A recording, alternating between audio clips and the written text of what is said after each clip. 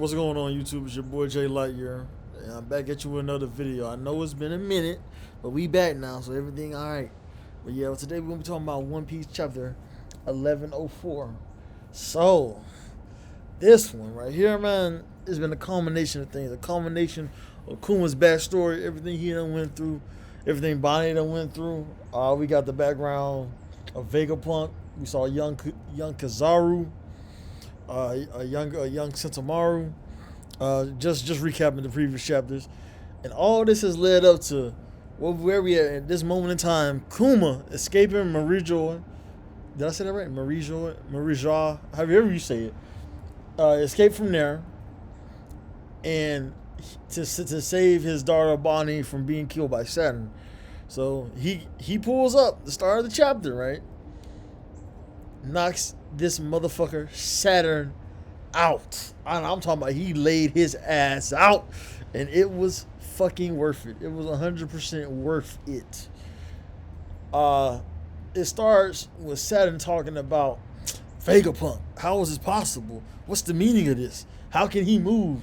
I activated the self-destruct feature that you put in. And Vegapunk in his head was like, it shouldn't be. He said, in theory, pretty much, it shouldn't be possible that he should be moving, because Vegapunk didn't actually put a self-destruct feature in him, but he did put like a shutdown service to where it would shut him down to where he wouldn't be able to move his body, not necessarily killing him, but rendering him useless to do anything. So that happens. Kuma and this is a Haki hardened punch. This is armament on this Haki. This is armament on this Haki, bro. I'm talking about decks him straight in the face, sends him flying through the town, and everybody's in disbelief. They're like, "Oh my God, he hit one of the five elders. He hit one of the five elders is down." All the basic Marines just can't believe this stuff is happening. And there was a quote that that one of the Marines said that stuck with me. He said, "For someone of his status to be struck by a slave," talking about Saint Saturn, for somebody of his status to be struck by a slave, that just proves in itself, like, shit is flipping on his head. You know what I'm saying? Because this is like another moment equivalent to Luffy punching a celestial dragon, to Luffy ordering Usopp to shoot through the world government flag. This is another moment where it's like your power and influence behind the flag, behind the title, the organization of the world government can only go so far, no matter what you do. And I love when One Piece does some shit like that, to where it's like, yeah, you can't do this, do that. Like when Bonnie stopped Zoro from cutting down a celestial dragon, right? At Sabaody, when Bonnie stopped Zoro from doing that, that was one of the moments. Was like, okay, your status saved you. But then it's like when you do something that's just unforgivable, like when the celestial dragon was violating Hachin, that's his name, the octopus dude. If the pronunciation is off, you gotta forgive me. There's a lot of names in One Piece. Like, just cut me some slack. And it's not the only manga that I'm keeping up with. So anyway, like when the celestial dragon violated Hachin, or when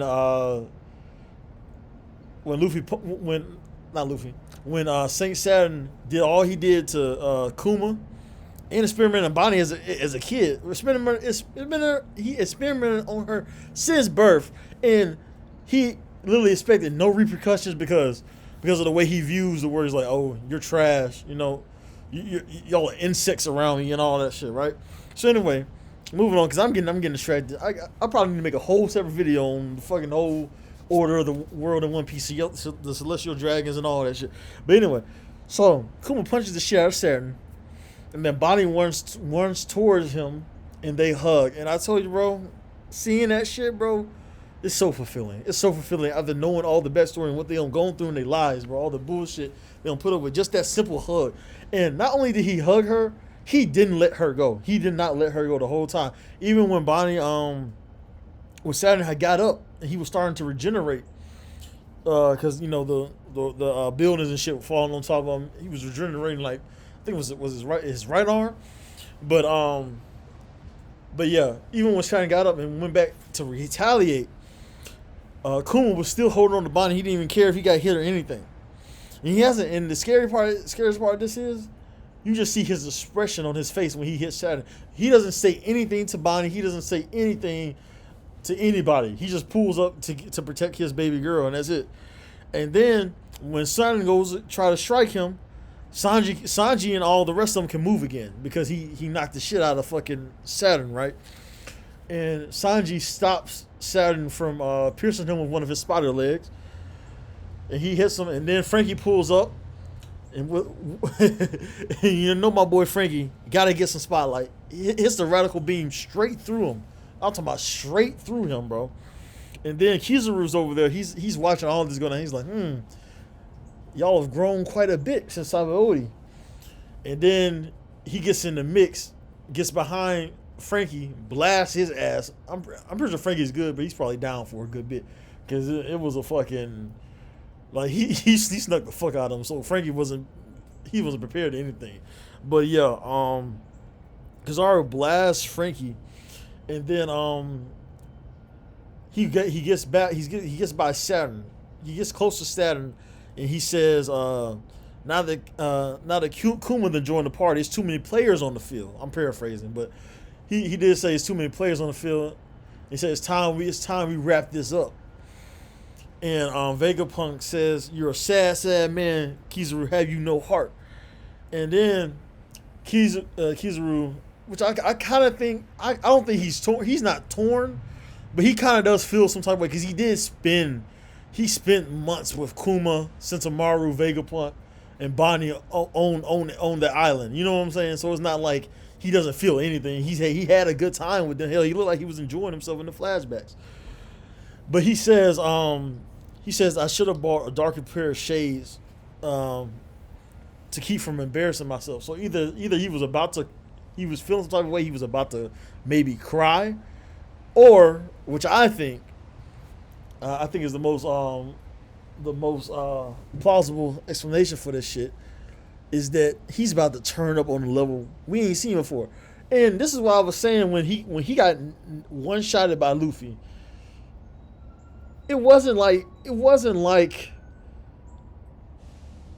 they were fighting, Kizaru was doing all his shit, and then Luffy just one-shot him. Luffy was taking, it was an actual fight between Gear 5 Luffy and Kizaru. But the thing was, Kizaru got distracted for 1 second, and Luffy put his advanced Conqueror's coded attack, hit that motherfucker in the side of his fucking face. So of course you're not gonna just be able to get up from that. Like, let's be honest, bro. But Kizaru did get up for him, and he got up from her relatively fast. But yeah, and it looks like Saturn and Kizaru about to get like serious. And the reason I say this is because a Buster Call has been activated. So now the Island of Egghead, they finna blow that shit off the map. Like, it's done. It's over with. I think Vegapunk sent one of his what was it called? Atlas? The one that's called Atlas sent them to recover Kuma and get him to safety.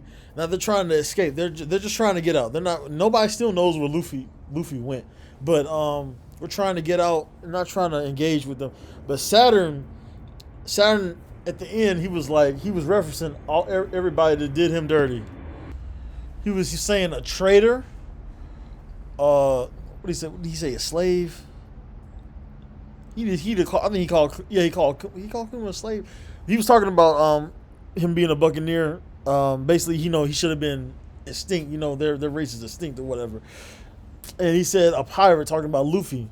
So he's talking about Vegapunk, Kuma, and Luffy, talking about all of y'all on this island got it infested because he still views them as insects. So he's gonna use he's still using terminology like that. And that's how the chapter ends. And Saturn has a scary look on his face. And then this is where I feel,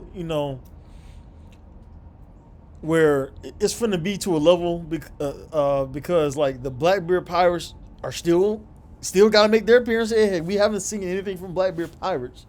We don't know who else is gonna pull up before this Buster Call is done, is finished. We don't even know who's all there. It could be somebody else. There could be somebody else completely that's there. You know what I'm saying? They haven't shown at all. The Oda hasn't shown yet. We still have well, I assume we still have Zoro fighting Lucci. We haven't seen that in like fucking 7, 8 chapters, So it's hard to gauge where everybody is and what's happening on the island because we've been focused on this one central part of the story. But it's gonna be interesting to see how this resolves because I don't see Saturn leaving that island without having accomplished the objective. He might let the Straw Hats or whatever live or whatever like that, but his main objective was to kill Vegapunk, to eliminate Vegapunk. That's the main objective. And Kizaru doesn't look like he's finna switch sides. I know people were like, well, Kizaru's the one that got Luffy the food so he can get back up.